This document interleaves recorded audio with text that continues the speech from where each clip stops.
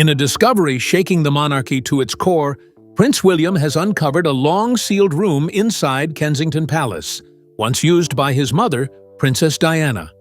Hidden for over 25 years, the room contained handwritten letters, cassette tapes, and a personal journal, some dated just days before her tragic 1997 death. The revelations inside have left William shattered and determined. For the first time, the future king may finally hold the missing pieces behind Diana's mysterious final weeks. The hidden room uncovered at Kensington Palace. It began like any other restoration project, an old wing of Kensington Palace undergoing scheduled renovation for the first time since the early 2000s. But what workers uncovered beneath layers of sealed molding and faded wallpaper would shake the royal household to its foundations. Behind a false panel in Apartment 8, where Princess Diana once lived, they found a room, completely untouched, fully intact, and seemingly forgotten by time. The discovery sent a ripple through the palace's quiet corridors, awakening ghosts that had long been sealed away. The room was modest in size, but its energy was unmistakable. Dust patterns over the furniture, an old writing desk, faded photographs, and a single unlit candle on the windowsill created a portrait of life, frozen in 1997. More stunning than the physical contents was the absence of official documentation. There was no mention of this room in royal blueprints, no archive reference, and no record of staff ever entering post-renovation. It was, in essence, a royal secret, buried in the walls of Britain's most storied residence.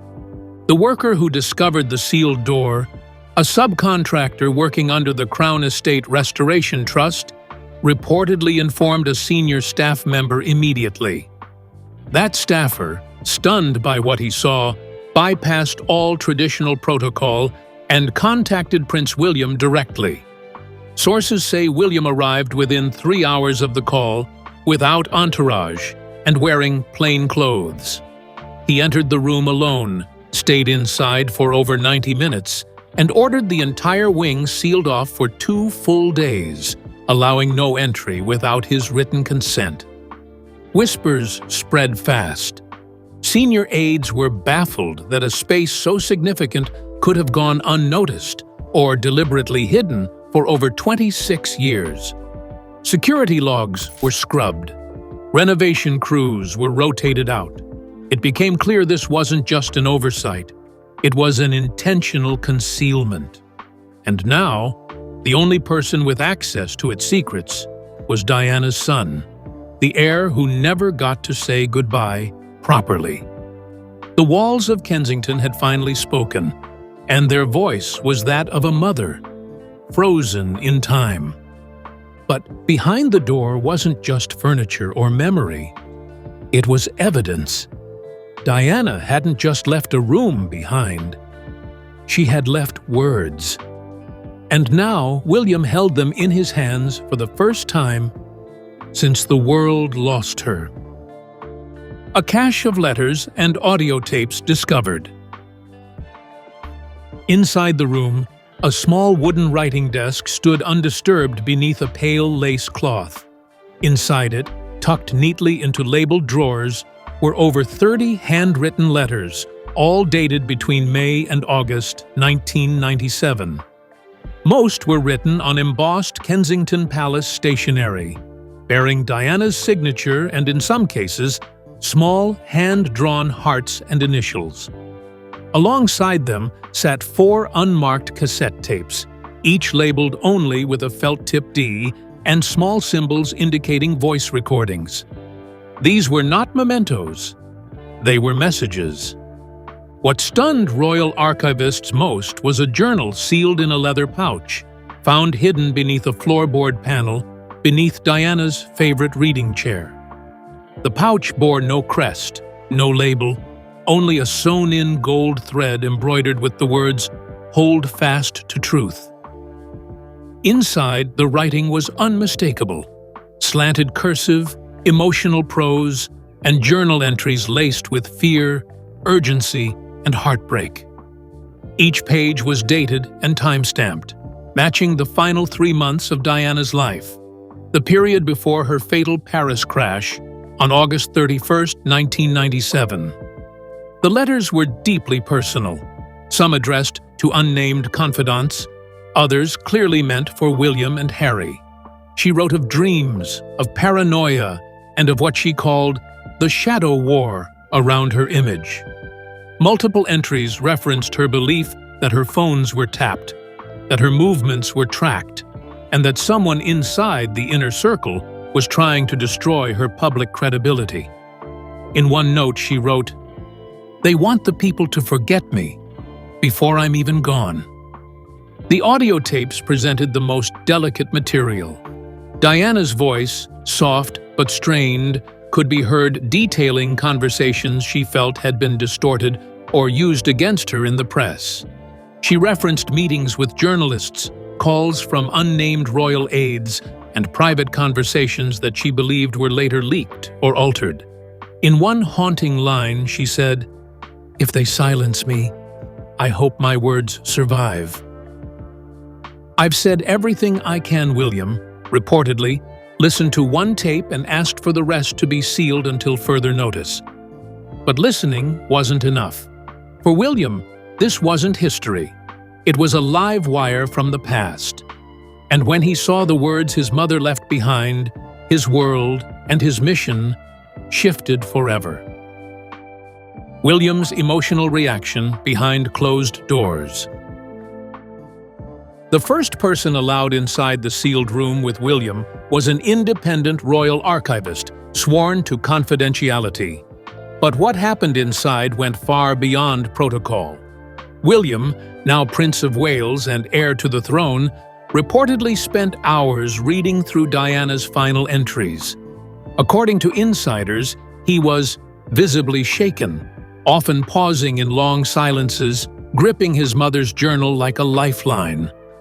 It was the first time, one aide said, that he truly understood what she feared, and why. One journal entry in particular sent shockwaves through him. In Diana's own handwriting, dated August 18, 1997, she wrote, "If I disappear, it's not a mistake. There's a plan. I only hope my boys survive it." Unbroken, William read the sentence 3 times aloud, then closed the journal and sat in silence for nearly half an hour. He reportedly requested the room be cleared, choosing to remain alone with the materials and a single palace guard posted outside the door. Sources close to William say this moment changed him.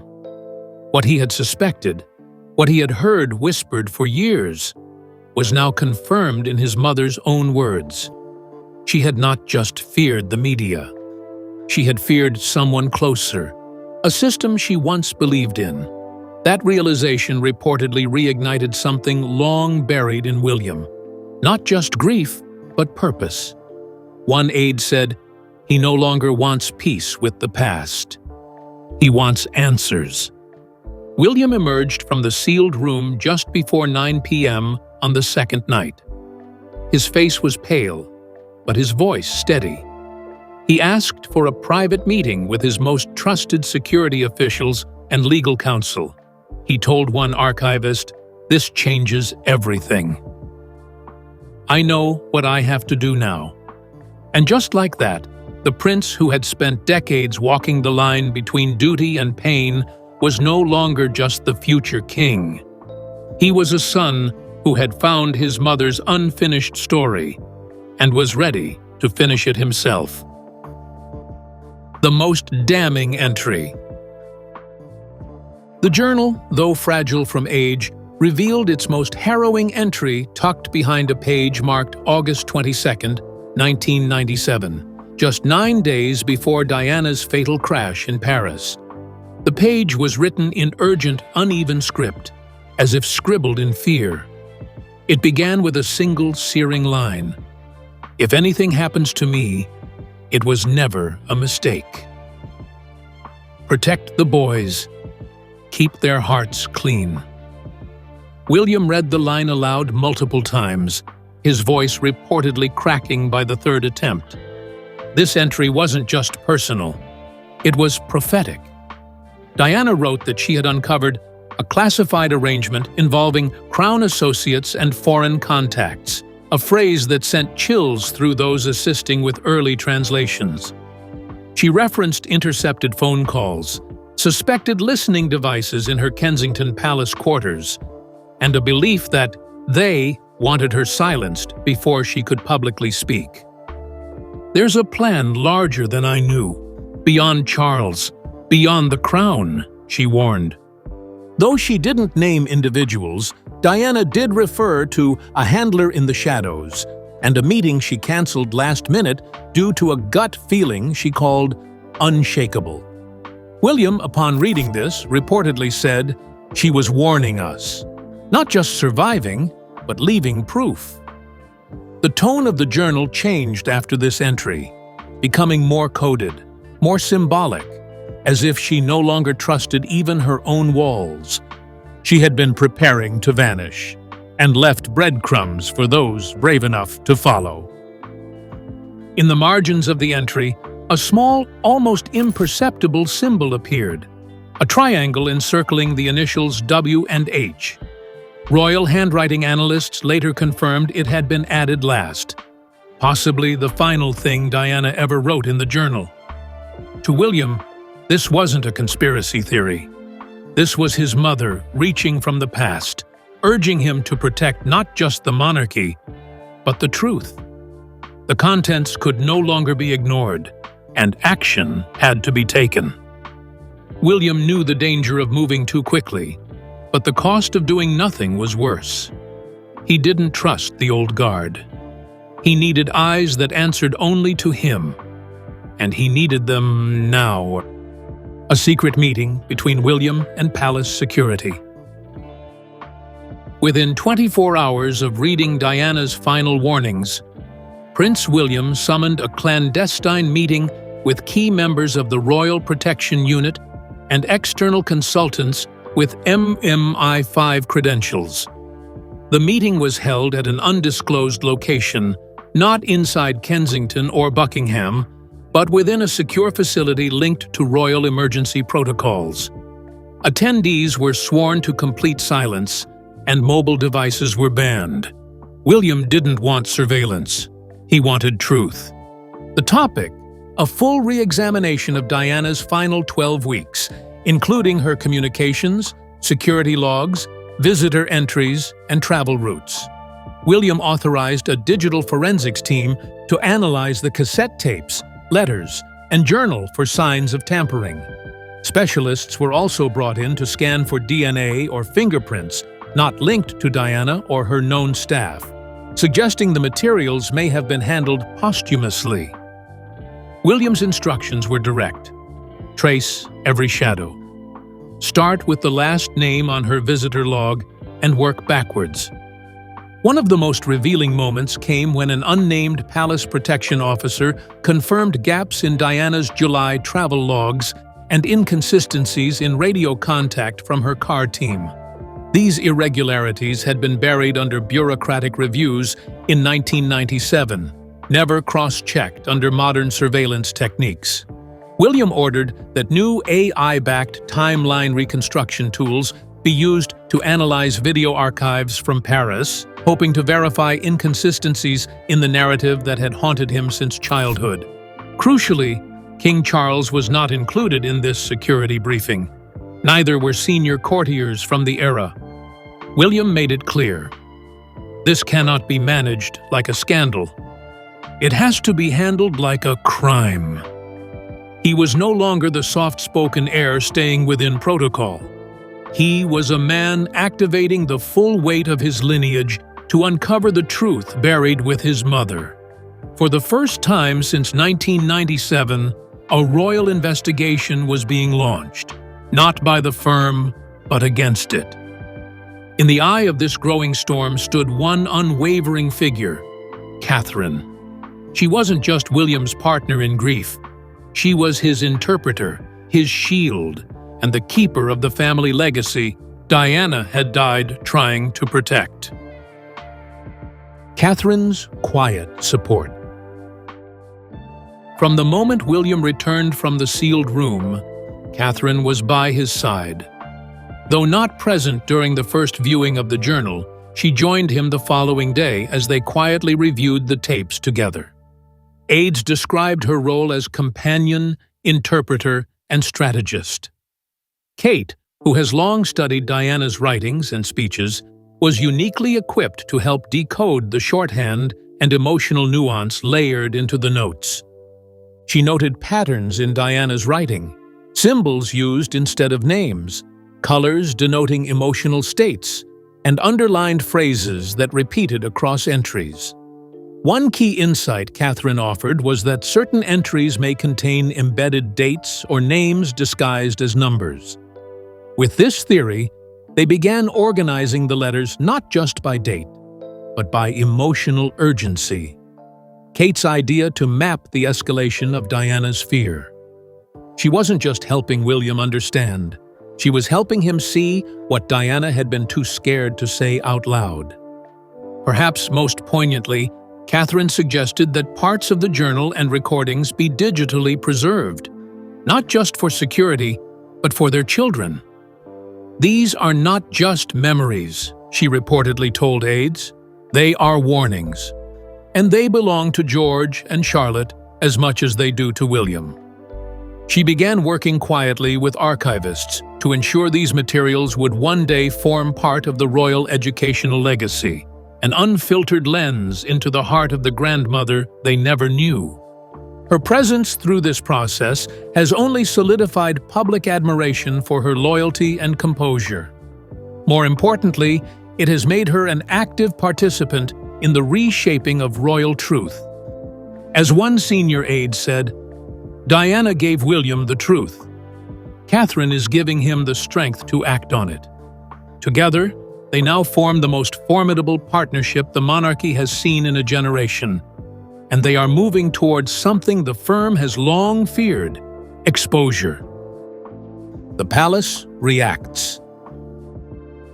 Buckingham Palace's initial response to the discovery of Princess Diana's sealed room was telling. Not a statement, not a whisper. Total, tactical silence. For nearly 48 hours, even senior courtiers avoided internal discussions, fearing any acknowledgement would create an uncontrollable media storm. But behind closed doors, panic set in. Sources describe a series of emergency meetings convened in the Privy Council chamber, where damage control strategies were urgently debated among Charles's inner circle. King Charles, though briefed on the room's discovery, reportedly chose not to view the materials. Advisors warned that any connection between Camilla, Diana's final writings, and past royal manipulation could destabilize the monarchy. Insiders say his reaction was tight-lipped but shaken, understanding that the narrative of a martyred Diana, now revived, could overshadow Camilla's role permanently. Internal chatter revealed that Charles's aides feared one thing above all: that the tapes and letters might implicate senior figures in past royal cover-ups. Staff emails obtained by whistleblowers hinted at terms like containment plan, narrative management, and reputation threshold. A memo circulated by one senior advisor warned, if this gains public traction, the entire Camilla rehabilitation arc may collapse. There were immediate orders to halt any pending media appearances by the Queen Consort, and a review of all 1990s-era personnel still within royal service. The walls of the firm were no longer holding. Despite the hush, whispers escaped. Former royal aides from the Diana era came forward discreetly, validating many of the emotional patterns in her writing. Some expressed quiet satisfaction, calling the discovery long overdue. But one thing was certain: the narrative the monarchy had long maintained about Diana's final months, troubled but unfounded in fear, was rapidly falling apart. And William's refusal to be silent had triggered a reckoning that could not be reversed. But if silence was the palace's weapon, William had his own, legal authority and blood right. The question now was not what Diana wrote. It was who had the right to tell her story. Who owns Diana's final words? The moment William secured the tapes and letters, a new challenge emerged: ownership. Technically, any item found inside Kensington Palace, a crown-owned estate, could be claimed as royal property. But William argued otherwise. These weren't state artifacts. They were the private, final words of a mother to her sons. To safeguard them, he retained an independent legal firm unaffiliated with the royal household, sending a clear message: this story would not be buried. The legal gray zone was immediate. Diana's letters, voice recordings, and personal effects had never been formally bequeathed. Her 1993 will, updated before her separation from Charles, left many personal items to William and Harry, but made no mention of journals or tapes. Royal legal advisors quietly floated the idea that the materials be moved into the royal archives, citing historical preservation. William refused firmly. He called such a move the soft burial of her truth. Tensions rose within palace legal teams. Behind the scenes, figures close to Charles feared the release of even select excerpts would damage the crown's standing, especially if names, dates, or protocols were mentioned. But William's team moved fast, digitizing the documents, locking them behind triple encrypted vaults, and preparing preliminary transcripts. Public legal filings were avoided, but preparations began for a public-facing release, perhaps in the form of a documentary or limited exhibit. Legal scholars across Britain debated the ethics. Some argued the public had a right to know. Others feared it would set a precedent, that personal royal documents could become political weapons. But for William, it was simpler than that. "They're not weapons," he told an advisor. "They're warnings, and I won't let them disappear again." The law may have been murky, but the mission was now crystal clear. Before the legal dust could settle, the public found out. And once Diana's voice touched the world again, no law, no crown, and no PR strategist could hold back what came next. Diana's voice reawakens a nation. The story leaked faster than palace staff could contain it. Within 48 hours of William's investigation, a tabloid journalist revealed the existence of hidden Diana tapes in a brief, explosive article. What followed was a media firestorm. Major outlets from London to Los Angeles confirmed elements of the report: Diana's sealed journal, her final warnings, and William's covert meetings. By the end of the week, #Diana's Truth, #Let Her Speak, and Justice for Diana had amassed over 42 million mentions on social media. People flocked to the gates of Kensington Palace, leaving letters, candles, and photos. Protest signs appeared reading, "She warned us," and "We were lied to." Young women, many of whom were born after Diana's death in 1997, described her as a prophetic icon and the silenced queen. Public commentators began calling for a formal inquiry into Diana's final months, not just to clarify her death, but to expose the institutional forces that isolated her in life. Royal biographers, many of whom had tiptoed around speculation for decades, now stepped forward. One called the tapes the single most explosive find in modern royal history. Former staff from Diana's security team began speaking anonymously, some confirming that warnings were ignored, and others revealing that Diana had indeed been followed in the weeks before her death. Across the globe, a story long treated as gossip was now being dissected as historical truth. Perhaps most shocking was the shift in sentiment toward William. Once seen as cautious, even reluctant to reopen old wounds, he was now viewed as a champion of accountability. Public opinion polls showed a 22% surge in support for William and Catherine's future as king and queen. Meanwhile, trust in the broader monarchy dropped sharply. One editorial said it best: "Diana never truly died. Her voice was just waiting to be heard. And now that it is, the palace must answer." But it wouldn't end in noise and outrage alone. William had a decision to make: protect the monarchy's fragile shell, or crack it open to let his mother's light finally shine through. William's pledge and a legacy rewritten. Prince William, never known for public theatrics, is now considering a historic statement, one that may redefine the monarchy's relationship with Diana forever. Insiders confirm he's working on a joint announcement with Catherine, detailing their intention to preserve, honor, and share selected writings and recordings from Diana's private archive. The project, set to be overseen by an independent media foundation, would mark the first-ever public release of Diana's personal reflections, unedited and unfiltered.